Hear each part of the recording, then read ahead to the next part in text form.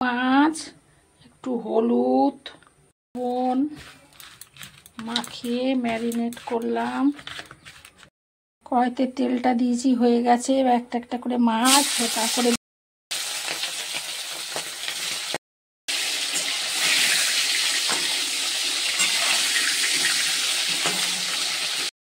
হয়ে গেছে, এবার তুলে নেব।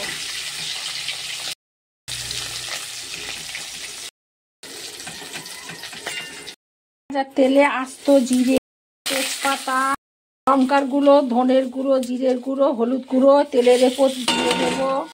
একটু জল দেবো মশলাটা যাতে না পুড়ে যায়।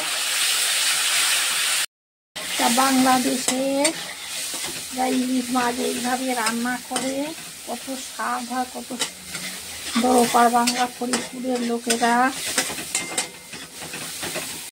জলটা দিয়ে দেব। ঝোলটা ফুটে গেছে। আমি বেগুনগুলো এরকম দু টুকরো করে কেটে রেখেছি। বেগুন দিলে ঝোলটা স্বাদও হয়।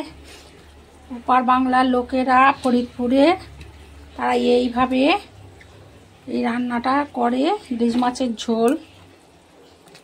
কাঁচা লঙ্কা, পরিমাণ মতো লবণ। লবণটা না দিলে সিদ্ধ হবে না বেগুনটা, আগে দেয়া হয়নি। ঢাকা দিয়ে দেবো, তাড়াতাড়ি সিদ্ধটা হয়ে যাবে। বেগুনটা সিদ্ধ হয়ে গেছে। মাছগুলো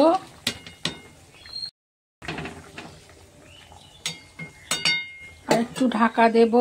একটু মিষ্টি দিলাম যাতে ব্যালেন্সটা ঠিক থাকে আর বেগুনটা সিদ্ধ হয়ে যায় ভালো করে।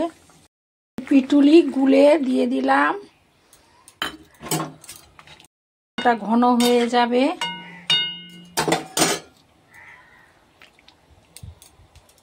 হয়ে গেছে।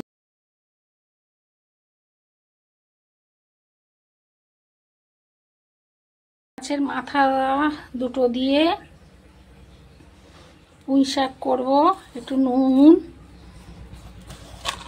সঙ্গে ইলিশ মাছের মাথা পুঁই শাক দিয়ে জমে যাবে এই বর্ষার দিনে।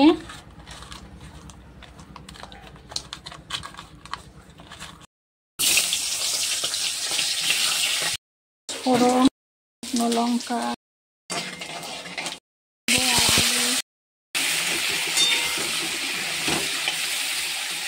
লঙ্কার গুঁড়ো,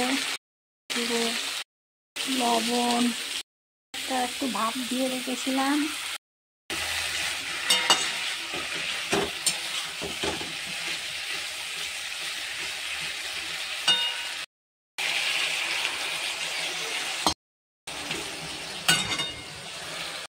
কাঁঠাল দানাটা দিলাম, দিয়ে ভালো করে